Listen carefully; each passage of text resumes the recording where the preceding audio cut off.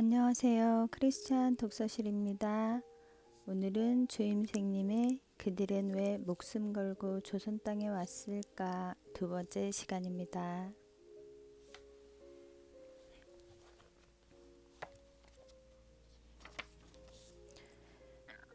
언더우드는 한글 성서를 완성하고 찬송가를 편찬하기 위해 힘을 쏟았다. 한글로 성서를 번역하는데 가장 중요하게 논의된 부분은 기독교 신의 이름을 정하는 문제였다.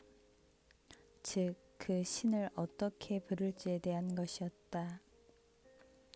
한글로 기독교 신의 이름을 어떻게 번역하는 게 좋겠소? 글쎄요, 구약의 하나님 엘로힘은 신약에서 테오스로 번역되었고 영어로는 갓이라고 하지요. 가톨릭에서는 천주라고 합니다. 하나님이 어떻습니까? 조선 사람들은 자신들의 최고신을 하나님이라고 부릅니다. 대다수의 선교사들은 하나님을 선호했다. 하나님이요? 그것은 미신적 신앙에서 나온 신의 이름이 아닙니까? 언더우드는 처음에는 하나님이라는 호칭에 대해 적절하지 않다고 생각했다. 그러나 조선의 종교들을 연구해 본 이후 생각을 바꾸었다. 하나님이 좋겠습니다. 하나님은 모든 한국인들의 정신 세계 속에 깊이 뿌리내려 있고 모든 종교를 초월하는 신이더군요. 조선 사람들이 지닌 하나님에 대한 개념은 유대인들이 지닌 유일신 사상과 같습니다. 놀랍습니다. 이렇게 하여 모든 번역에 하나님의 이름을 사용하였다. 성경에서 기독교 신의 이름을 하나님으로 택한 것은 아주 다행스러운 일이었다. 이국적이고 익숙하지 않은 이름으로 번역되었더라면 기독교를 전파하기가 아마 어려웠을 것이다. 드디어 공식적인 한글 성서 번역 자회가 조직되었다. 언더우드는 여기서 중요한 책임을 맡게 되었는데 이 조직은 오늘날 대한성서공회의 바탕이 되었다. 언더우드는 조선의 문화에 깊이 빠져들었는데 특히 한글을 사랑했다. 한글은 아주 독창적이고 과학적인 글입니다. 아름답고 배우기 쉬운 한글은 조선의 가장 귀한 재산입니다. 저는 한글을 아주 사랑합니다. 언더우드는 한글을 깊이 연구하고 공부하여 문서 선교에 큰 업적을 남겼다. 기존에 번역한 성서로는 로스 선교사가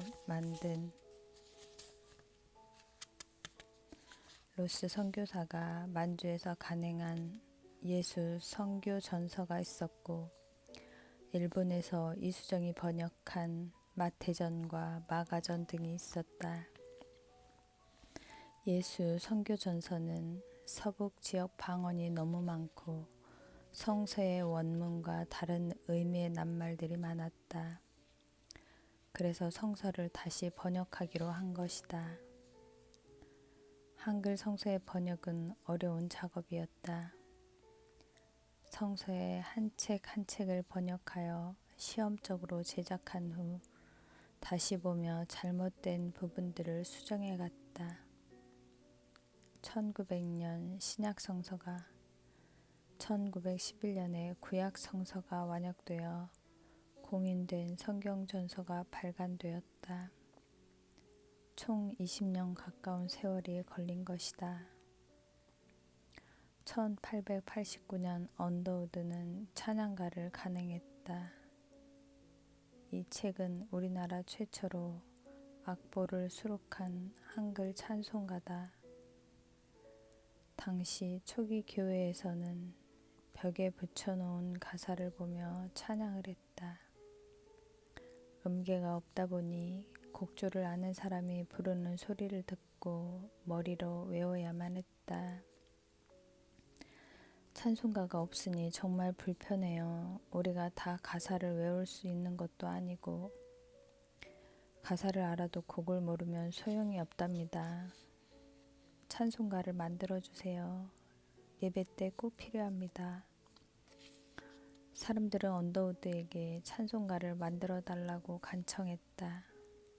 언더우드는 찬송가를 편찬하기로 했다. 어려운 문제들을 만날 때마다 기도하며 나아갔다. 외국의 시를 한글로 번역하고 서양 음계에 따른 악보에 시를 붙여 찬양가를 완성했다. 언더우드는 이 찬양가를 번역하고 편집하는데 많은 공을 들였다. 어려운 작업이었지만 찬송가를 보급하는 것은 기독교 예배를 드리는데 매우 중요한 일이었다. 128쪽에 117편의 찬송이 수록된 이 찬송가에는 한국인이 창작한 찬송 7편도 수록되어 있었다. 그 당시 감리교회는 조선 그리스도인 회보라는 신문을 만들어 교인들에게 배포했다.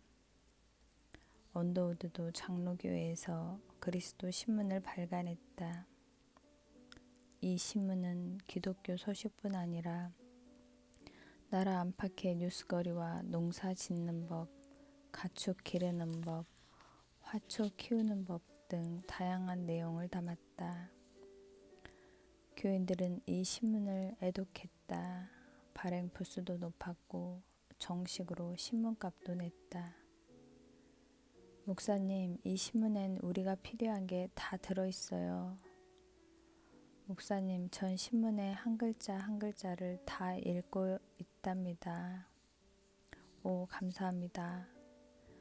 그리스도 신문은 오늘날 당시 시대 상황을 연구하는 역사 자료로 아주 높은 가치를 인정받고 있다.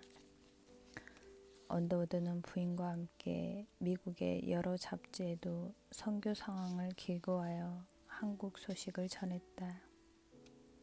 언더우드는 또 한국 선교 서회를 창설했다. 이 일은 언더우드가 문서 활동을 하면서 이룬 가장 핵심적인 공헌이기도 하다. 한국 선교서회는 한국에서 최초로 세워진 근대적 출판사다. 이곳에서는 선교 활동에 필요한 전도 문서와 서적을 간행하였다. 언더우드는 서의를 창설하는 데 필요한 모금과 기획과 문서 출판의 모든 것을 책임졌다. 모든 작업은 언더우드의 집에서 이루어졌다. 여보, 이 책은 우리가 펴낸 첫 번째 책이요. 언더우드는 싱글거리며 릴리어스에게 책을 보여주었다. 어머, 당신이 번역한 책이군요. 축하해요. 릴리어스는 얼른 책을 받아 펴보았다. 제목이 선교 찰리인데 어떤 내용인가요? 기독교 전도 문서라오. 당신에게 전도 빼면 뭐가 남겠어요? 릴리어스는 명랑하게 웃었다. 하하하, 그래요. 전도는 내게 주신 주님의 지상 명령이지요. 이 선교 찰리는 복음을 전하기 위한 문서로서 사용됐지만 한글을 가르치는 데도 널리 쓰였다. 그 후에도 언더우드는 한글로 된 책을 많이 발간했다. 조선의 정치 상황은 매우 혼란하고 불안했다. 주변 강대국들은 조선이라는 먹이를 놓고 서로 으르렁거렸다. 조선에서의 정치적, 경제적 이익을 노린 것이다. 그들은 수단과 방법을 가리지 않고 물고 뜯는 싸움을 할 태세였다. 하지만 국력이 쇠약해진 조선 정부는 이들을 막아낼 아무런 힘이 없었다. 미국의 교회는 원래 종교 분리의 원칙을 따르고 있었다. 종교 분리란 국가는 종교 활동을 하거나 특정 종교단체를 지지해서는 안 되며 종교단체도 정치 권력을 행사해서는 안 된다는 것이다. 그래서 선교사들이 조선의 정치 문제에 관여하는 것을 염려했다. 언더우드도 정치나 왕실의 문제에 되도록 관여하지 않고 복음 전도나 선교 활동에 몰두하려고 했다. 그런데 큰 사건이 터졌다. 뭐라고? 왕비께서 시해를 당하셨다고? 언더우드 부부는 크게 놀라 주저앉을 뻔했다. 더구나 릴리어스는 명성황후의 진료를 맡은 의사이며 가장 신뢰하는 친구이기도 했다. 이럴 수가. 릴리어스 여사는 말을 잇지 못했다. 일본이 참으로 극악한 일을 저질렀어요. 일본이 자객을 보내 왕비를 살해한 것이다. 1894년 동학농민운동 이후 청나라와 일본은 조선에 군대를 보냈고 두 나라가 대립하다가 마침내 청일전쟁이 터졌다. 그들이 조선 땅에서 전쟁을 벌였기 때문에 그 피해와 고통은 모든 조선 사람에게 돌아왔다. 청일전쟁에서 승리한 일본은 왕비가 자신들의 세력을 저지하자 앙심을 품었다. 그러다가 왕실에까지 침범하여 왕비를 무참하게 살해한 것이다. 언더우드는 이 전쟁을 보면서 힘없는 조선 정부와 가엾은 백성들의 고통에 마음이 몹시 아팠다. 참다 못한 조선 민중은 의병 활동을 벌이면서 일본에 강력하게 대항했다. 일본은 일본대로 의병을 잡아 처형하거나 감옥에 가두었다. 그리고 고종임금을 허수아비로 만들고 자기들 마음대로 정치를 주무르기 시작했다. 고종임금은 갈수록 신변에 심각한 불안을 느꼈다. 저놈들이 필경 중전을 죽인 것처럼 나도 죽일 것이요. 힘없는 짐의 처지가 참으로 딱하구려. 고종은 언더우드의 손을 잡고 눈물을 흘렸다. 폐하 안심하십시오. 저희들이 목숨을 걸고 폐하를 지킬 것입니다. 언더우드는 고종을 위로했지만 가슴이 찢어지듯 아팠다. 고맙소. 놈들은 나를 왕비처럼 시해하지는 못해도 독살하려 들 것이오. 어쩐지 그럴 것만 같소. 고종은 옆에서 시중을 드는 측근 신하조차 믿지 못하고 독살의 위협에 떨면서 음식도 제대로 들지 못했다. 한동안 삶은 달걀이나 자신이 직접 보는 앞에서 만든 음식이 아니면 입에 대려 하지도 않았다. 밤에는 잠도 제대로 이루지 못했다. 언더우드와 알렌은 그런 국왕을 위로하고 안심시키기 위해 거의 매일 대궐을 찾았다. 이들이 문안 인사를 오면 고종은 그들의 귀에 자신의 딱한 처지를 호소하며 때로는 눈물을 흘리기도 했다. 살해의 위협이 너무나 컸던 나머지 고종 임금은 자신이 신뢰했던 러시아 공사 웨베르와 언더우드가 돌아가면서 가방에 음식을 담아 자물쇠로 채워서 대궐로 나르도록 했다. 그러면 고종은 자신이 손수 그 열쇠로 상자를 열고 음식을 먹었다. 고종이 믿는 사람은 유럽과 미국의 외교사절과 서양인 선교사뿐이었다. 고종은 언더우드에게 밤에 옆에 함께 있어달라고 간곡히 요청했다. 밤에 총소리가 나면 고종은 겁에 질린 목소리로 서양인들은 어디 있느냐고 선교사들을 찾았다. 언더우드는 헐버트와 에비슨 등의 선교사와 순번을 나눠 밤마다 교대로 고종을 호위했다. 이즈음 춘생문 사건이 일어났다. 춘생문 사건이란 왕비가 살해된 뒤 친일 정권에 포위되어 불안과 공포에 떨고 있는 고종을 궁 밖으로 탈출하게 하려는 작전이었다. 즉, 친일 정권을 타도하고 새 정권을 수립하려 한 것인데 미국 선교사들도 참여하였다. 그러나 밀고자가 생겨 이 작전은 실패하고 말았다. 고종 구출 작전은 실패했지만 언더우드는 마지막까지 고종을 지키며 이후의 상황에 대처했다. 일본은 춘생문 사건의 핵심 인물로 언더우드를 지목했다. 세계가 왕비 살해 사건으로 일본을 비난하자 엉뚱하게도 죄를 언더우드에게 뒤집어 씌운 것이다. 이때부터 일본은 언더우드를 감시하기 시작했다. 신변이 불안한 환경 속에서도 언더우드는 왕실과 관계된 일에 최선을 다했다. 선교를 위해서이기도 했지만 인간적인 우정도 깊었기 때문이다. 폐하 탄신을 축하드리옵니다. 고맙소. 언더우드는 고종의 생일 축하 행사를 주도했다. 미뤄져 왔던 명성황후의 장례식과 추도 집회도 이끌었다. 언더우드는 독립협회와 깊은 관계를 맺었는데 이 행사를 함께 진행했다. 일제의 치하 속에서도 조선의 정치, 경제, 사회, 문화에 새로운 기운을 불어넣으려고 노력하였다. 1900년 초반 독립협회 운동이 기존의 정치권을 뒤흔든다고 생각해 위기를 느낀 수급하는 수많은 지식인을 체포해 감옥에 가두는 일이 생겼다.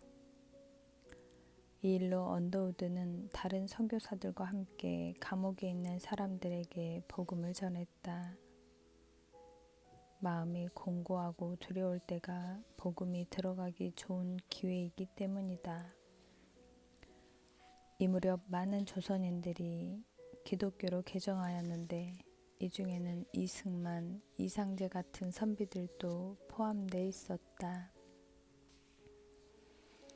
어느 봄날 저녁 식사를 일찍 끝낸 언더우드는 아내와 함께 모처럼 거리를 산책했다. 담장 아래 새싹이 돋아나는 모습이 희망을 보여주는 것 같았다. 릴리어스 여사는 마른 가지에 핀 희고 순결한 목련꽃을 바라보며 미소를 지었다. 일본의 총칼 아래서도 봄은 어김없이 찾아와 조선의 강산을 곱게 수놓고 있었다. 조선에도 국권을 찾는 봄이 다시 왔으면 해요. 언더우드는 고개를 끄덕였다. 총칼이 이 나라를 오래 지배하지 못할 거요. 곧 조선이 독립 만세를 부르는 그날이 오겠지요. 언더우드는 아내의 손을 꽉 잡더니 말했다. 나에겐 불타는 꿈이 있다오. 부인을 바라보는 언더우드의 두 눈에서 열정을 느낄 수 있었다. 부인은 조용히 웃으며 말했다. 무슨 꿈이요? 이 서울중앙에 기독교 정신을 바탕으로 한 기독교 종합대학을 세우는 것이요. 부인은 남편을 바라보았다. 남편은 무슨 일이든 계획하면 반드시 해내고야 마는 성격이다. 하지만 대학을 설립한다는 것은 너무나 큰 일이 아닌가. 대학을 세울 수 있을까요? 물론요. 내 꿈은 하나님께서 심어주신 것이 틀림없소. 나는 요즘 그 꿈에 사로잡혀 살고 있소. 내 가슴에서 불타는 이 열정으로 꿈을 반드시 실현시킬 것이오. 하지만 지금 이 나라는 일본이 통치하는데 일본이 방해를 하겠지요. 조선이 국권을 일본에게 빼앗긴 것도 교육을 제대로 시키지 못했기 때문이요. 내가 대학을 만들고 싶은 이유는 이 나라 이 백성에게 고등교육을 시켜서 기독교 정신을 심어주고 빼앗긴 국권을 찾아오게 하기 위해서라오. 지금까지는 의료 선교가 중요했지만 이제부터는 교육 선교가 필요하오. 기독교 대학을 세우려는 언더우드의 목표는 두 가지였다. 첫째는 조선 민족이 근대화 과정에서 시행착오를 하는 바람에 나라를 빼앗긴 아픔을 극복하는 것이다.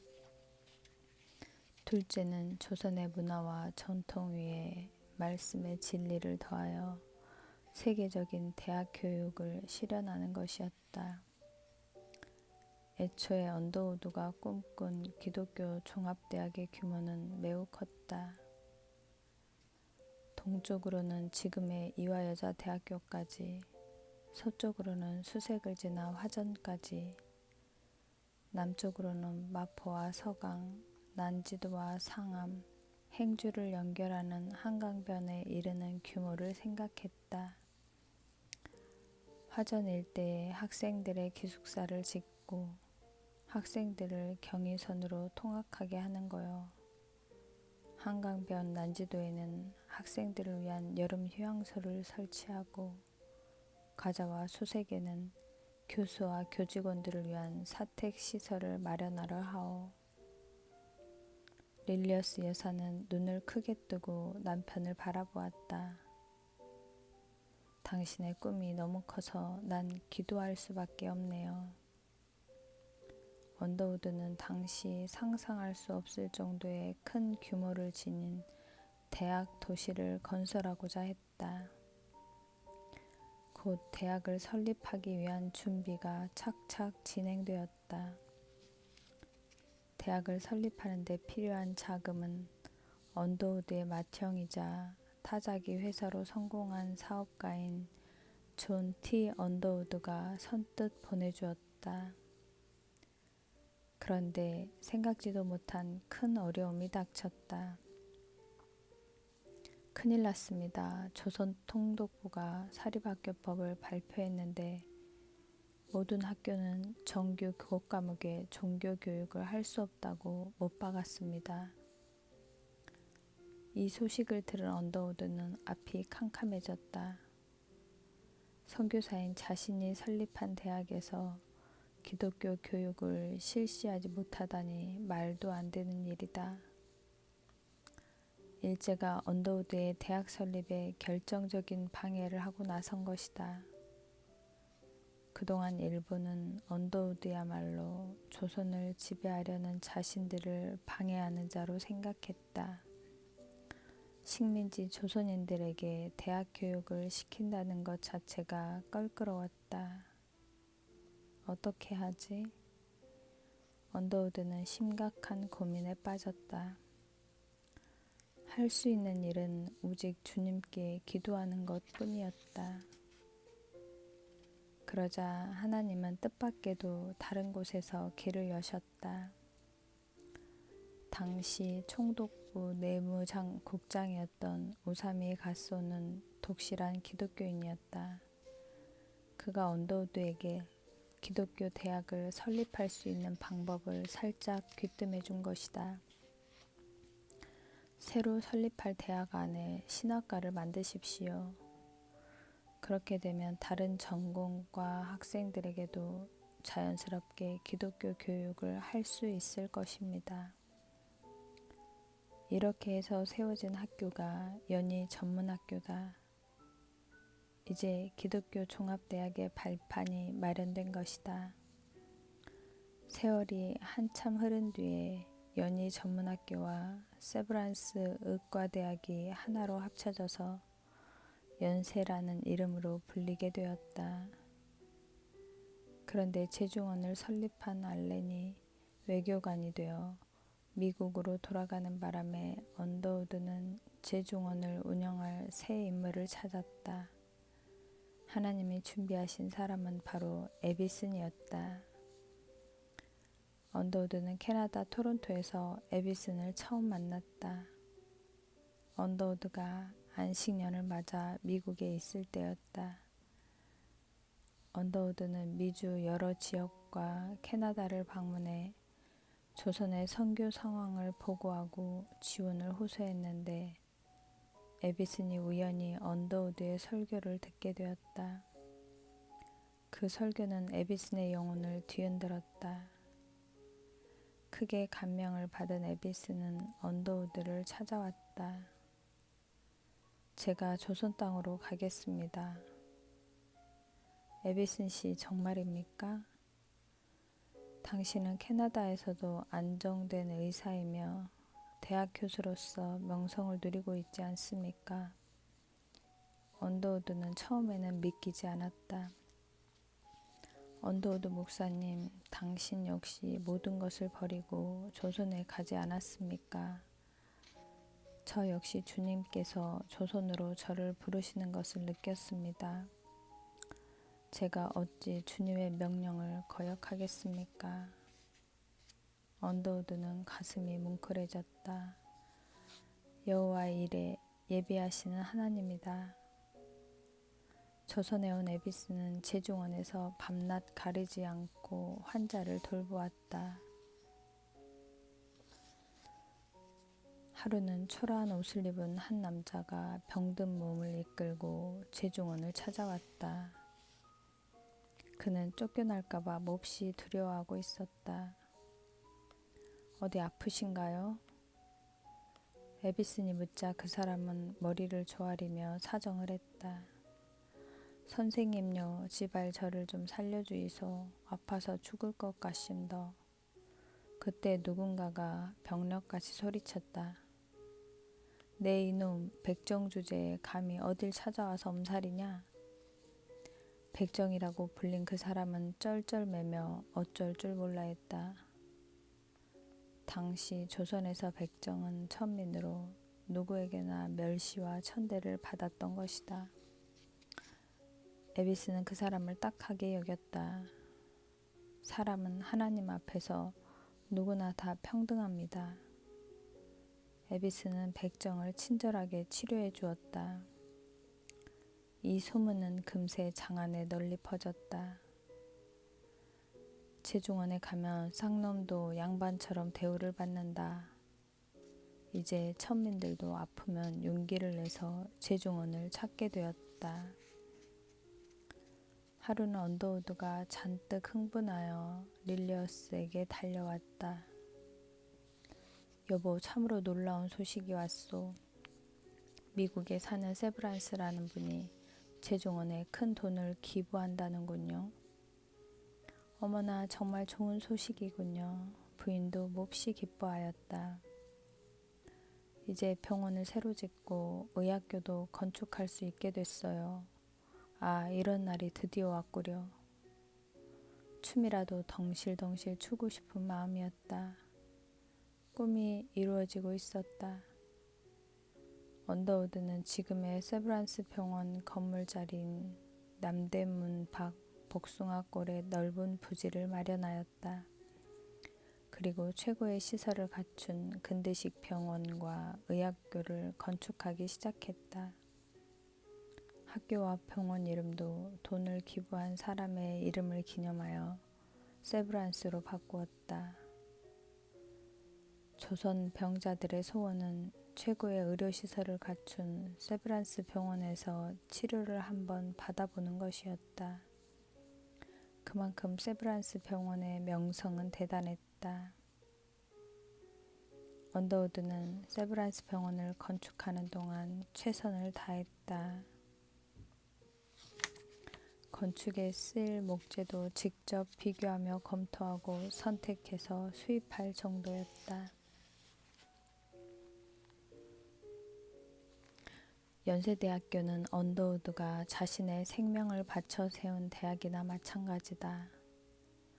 언더우드를 빼놓고서는 지금의 연세대학교를 생각할 수 없을 만큼 언더우드는 연세대학교를 위해 자신의 모든 것을 바쳤다. 일본 총독부는 자신들의 식민지인 조선을 위해 헌신하는 언더우드가 영 마땅치 않았다. 게다가 언더우드는 그리스도 신문에서 일본의 정책을 비판하는 기사를 보도했다. 결국 그리스도 신문은 총독부에 의해 압수되고 발행이 금지됐다. 총독부는 언더우드를 늘 따라다니며 감시했다. 이런 여러 가지 일들로 언더우드는 많은 스트레스를 받았다. 언더우드의 몸은 점점 쇠약해져 미국으로 가서 쉬기로 했다. 미국에서 휴식하는 동안에도 언더우드는 조선의 선교 현황을 보고하고 지원을 받기 위해 쉴 새 없이 뛰어다니며 강연을 했다. 조선을 향한 사랑 때문에 자신의 건강을 전혀 돌보지 못했다. 병석에 누운 언더우드는 어느 날 하나님이 부르시는 것을 직감했다. 그를 담당했던 의사가 릴리어스에게 말했다. 이제 떠나보낼 준비를 하셔야겠습니다. 릴리어스 여사는 울며 말했다. 여보, 아직 조선에는 당신이 해야 할 일이 많아요. 벌써 가시면 안 돼요. 언더우드는 힘없이 미소를 지었다. 내 나이 26에 조선에 갔는데 그땐 강인한 청년이었지. 조선을 참으로 사랑했소. 내 꿈을 이루기 위해 평생 열심히 일했어요. 조선 땅을 다시 밟고 싶소. 그러나 이제 하나님은 나에게 안식을 명하셨소. 죽기까지 조선을 사랑하고 조선을 위해 평생을 바친 언더우드는 마침내 하늘의 부름을 받았다. 1916년 10월이었다. 뭐라고? 언더우드가? 그의 별세 소식에 조선의 많은 사람들이 충격을 받고 슬퍼하였다. 조선에 대한 그의 깊은 사랑의 흔적들은 조선 사람들의 마음속에 영원히 남게 되었다. 에비스는 언더우드가 하늘의 부름을 받은 후에도 18년 동안 연희 전문학교 교장으로 일하면서 언더우드의 꿈을 실현해 나갔다. 언더우드는 하늘나라에서 자신의 꿈이 완전히 이루어진 아름다운 신촌 캠퍼스를 보게 된 것이다. 언더우드 가문의 한국식 성씨는 본관이 신촌, 성이 원씨다. 원씨가 된 것은 언더우드의 언을 원으로 읽었기 때문이다. 언더우드의 한글 이름은 원두우였다. 언더우드는 릴리어스 여사와의 사이에 외아들 원한경을 두었다. 원한경은 1890년 조선에서 태어나 서울에서 교육을 받았고 미국에서 뉴욕 대학을 졸업했다. 그의 친척들이 미국에서 큰 성공을 거두고 살았기 때문에 미국에 돌아가 안정된 삶을 살 수도 있었다. 그러나 원한경은 아버지 언더우드의 뒤를 이어 한국 선교사가 되었다. 그는 연희대학의 교육과 행정을 맡아 열심히 일했고 1919년 3.1운동이 일어났을 때는 수원 제암리와 그 부근의 촌락에서 일어난 기독교인 학살 사건을 온 세계에 폭로하였다. 불의한 일을 바로잡고 인권을 보호하기 위한 노력은 선교사로서 당연히 해야 할 일이었다. 또한 한국에서 태어나고 자라 한국을 사랑하는 마음이 남달랐다. 한국은 그에게 또 다른 조국이었다. 원한경은 한국의 독립운동에도 적극적으로 참여하고 활동했다. 1934년 에비슨이 정년 퇴임하자 제3대 연희 전문학교 교장으로 취임하였다. 그는 혼신의 힘을 다해 학교의 발전에 힘썼지만 일제의 탄압을 받았다. 1949년 3월 17일 원한경 선교사의 부인이 연희동 사택에서 공산당에게 피살되고 말았다. 참으로 가슴 아픈 일이었다. 원한경은 그 이듬해 하늘의 부름을 받았다. 그의 장남 원희란도 선교사로 한국에 와서 연세대학교 교수로 근무했다. 2004년 언더우드 사세로서 연세대학교와 언더우드 가문의 관계를 이어가던 원희란의 아들 원한광 박사는 주 거처를 한국에서 미국으로 옮겨가겠다고 결정했다.